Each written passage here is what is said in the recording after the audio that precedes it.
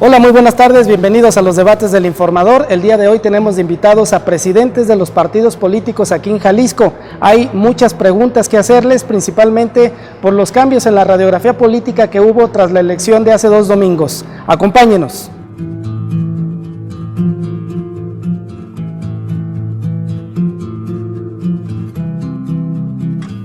Bueno, por supuesto que el resultado electoral es un envión anímico para los compañeros de Acción Nacional. Sin duda nos pone en ánimo de hacer la tarea, pero no somos partidarios de echar las campanas a vuelo. Entendemos muy claramente que la ciudadanía es una ciudadanía exigente a la que hay que dar resultados y que en mucho el impacto que este resultado electoral tuvo a nivel nacional puede encontrar reflejo en el estado de Jalisco dependerá fundamentalmente de 2 cosas.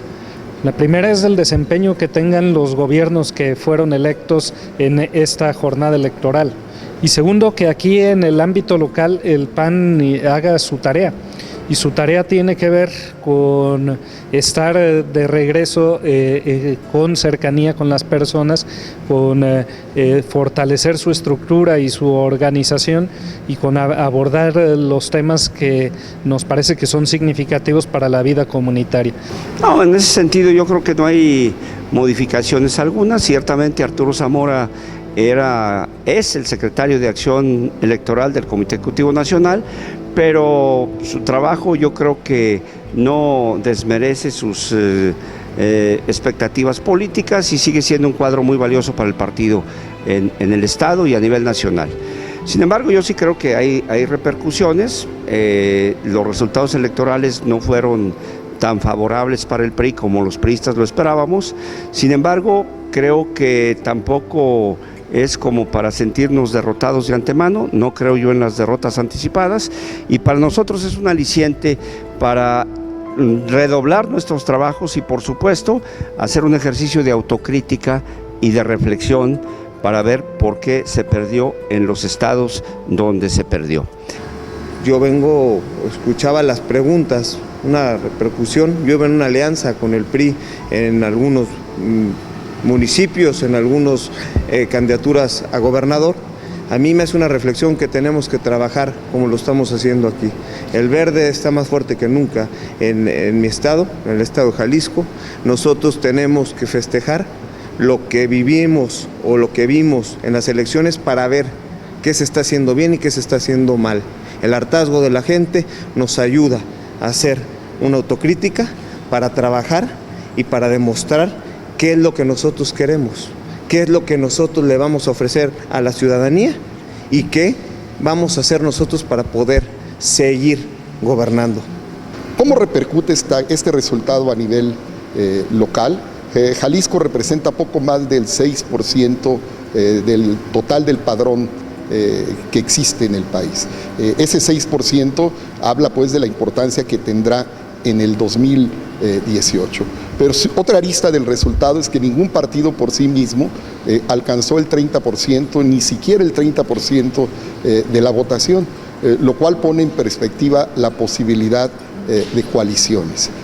Las coaliciones prácticamente será algo que cuando menos en mi partido lo veremos como una posibilidad de acudir. Desde luego, lo fundamental sería la cohesión de la izquierda en su conjunto, pero para nosotros representa un reto que mi partido habrá de atender en el 2018 y eso será que para el caso de Jalisco. Difícilmente un partido político rebasará la próxima elección más del 30% y corremos el riesgo de que alguien gane con el 28, gane con el 27% y eso para la democracia sería lamentable.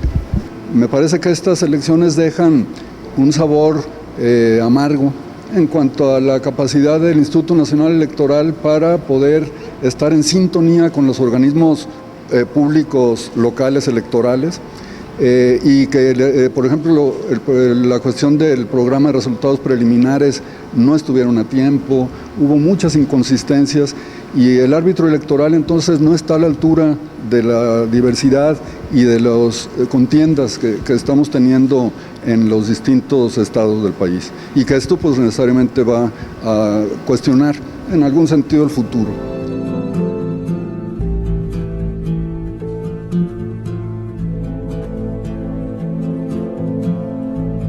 No, digo, yo creo que el tema de las alianzas, primero hay que decir casi todas o todas son de coyuntura, y segunda, pues su bondad o su perversidad pues dependerá de los motivos y de las agendas.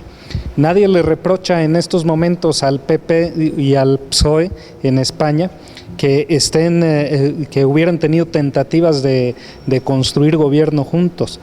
Al contrario, lo que les reprochan es no haberse podido poner de acuerdo.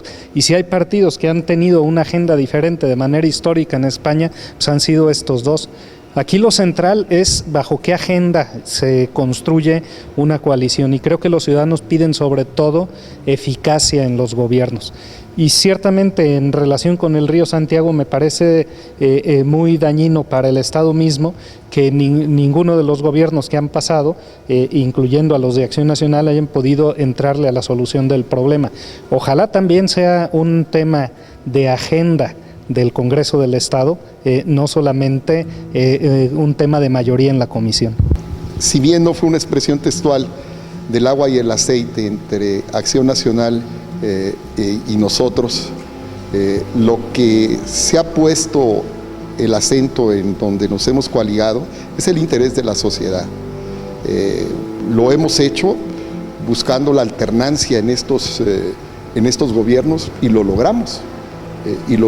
La pregunta que nos hacemos, ¿hubiese sido posible en estos estados que no se hubiera obtenido el resultado que se obtuvo de no habernos coaligados? Nosotros sostenemos que no.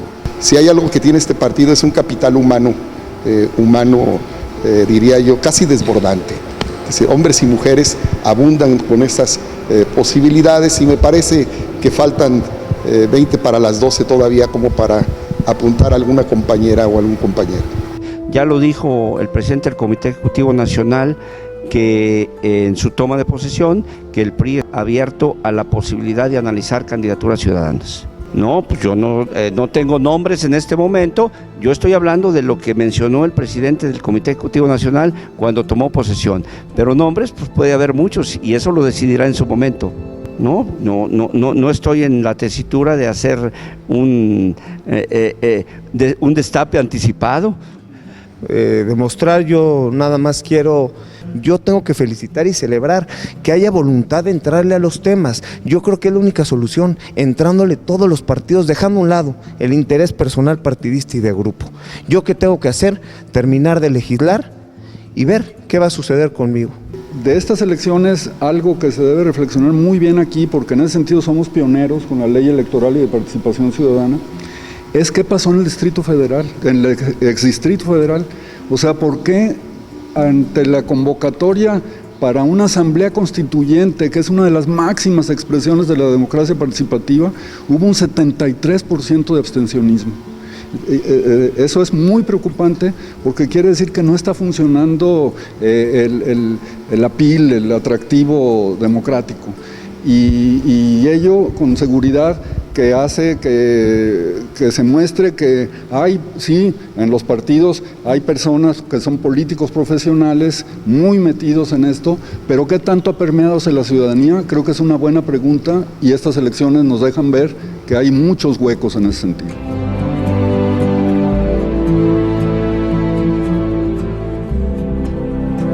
Nuestra posición en este tema, más que propuesta, porque para mí una propuesta tiene este carácter cuando es turnada a la comisión correspondiente y en el Congreso, pero en este tema nosotros siempre hemos estado vinculados al resultado electoral, una forma que reconozca el esfuerzo de los partidos, y no conozco cuando menos otra que no tenga que ver con el resultado electoral.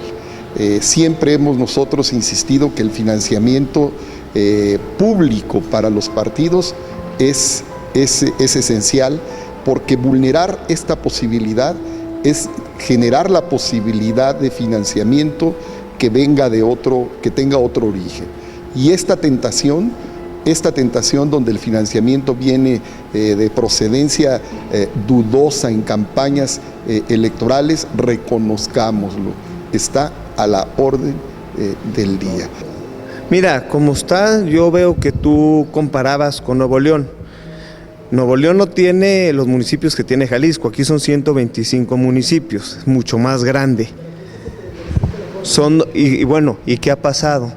¿Cómo estaba el crimen organizado allá? Ojo, nosotros tenemos que cuidar ese tema. Yo creo que hay que ser transparentes y decir en qué se gasta. Público, hacerlo. Pero sí creo que no nos podemos exponer a nosotros a abrir a que nuestros candidatos o a que en los partidos participe dinero dudoso o de procedencia dudosa. Entonces, ¿qué tenemos que ser más transparentes?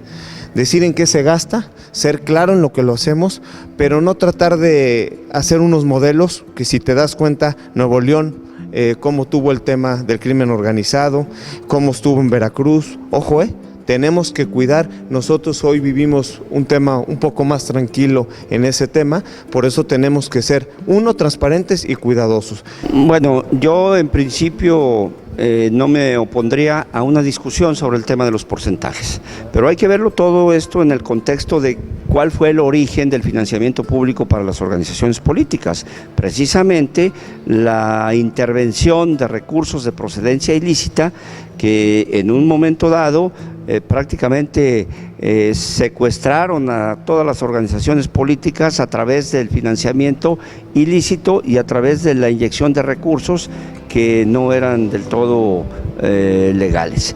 Entonces me parece que se tomó una buena determinación con el consenso de todos los partidos políticos para que fuese el financiamiento público el principal origen de los recursos de los partidos.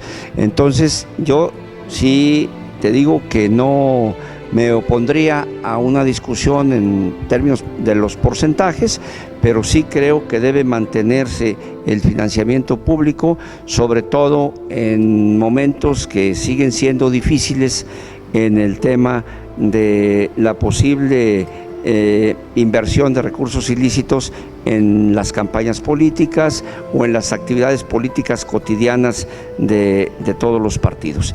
México no es el único país donde el financiamiento público alimenta la vida de los partidos. Aquí creo que se optó por un modelo que prefiere el financiamiento público sobre el financiamiento privado por las razones que aquí ya se han expuesto.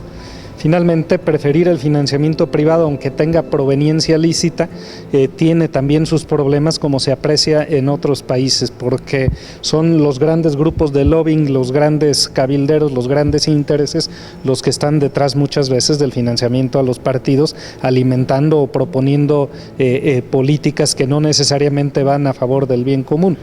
En ese sentido, creo que aquí lo relevante es discutir la medida, y en ese tema no tenemos dificultad en participar en el debate de hasta dónde.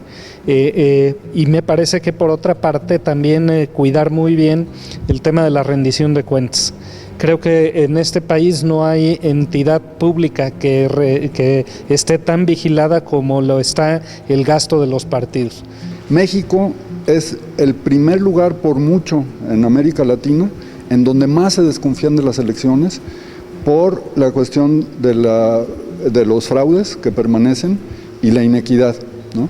Y el problema es que sigue habiendo compra y coacción del voto, y eso, ¿cómo lo controlan? Los organismos públicos locales electorales han sido incapaces de poder dar un seguimiento preciso, y la administración de la justicia frente a los delitos electorales todavía tiene muchísimos huecos e inconsistencias.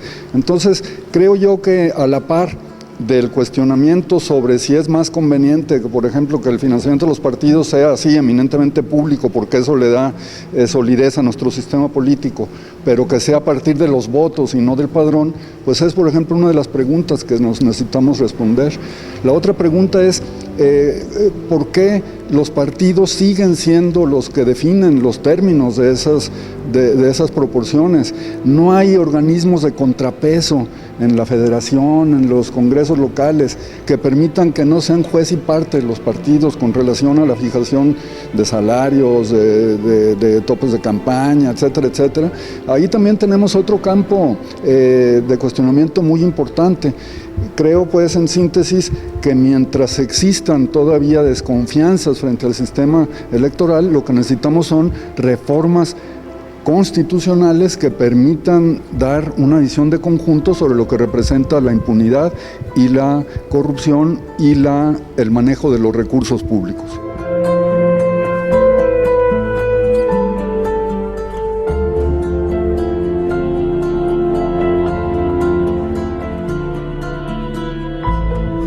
Usted ya escuchó la voz de los presidentes de los partidos políticos aquí en Jalisco con algunos compromisos. Por ejemplo, están de acuerdo en presentar su 3 de 3, que son las iniciativas en donde presentan su declaración patrimonial, fiscal y de intereses. Por otra parte, mostraron resistencia para reducir el presupuesto que se otorga a los partidos políticos. Usted tiene la mejor opinión. Muchas gracias y hasta la próxima.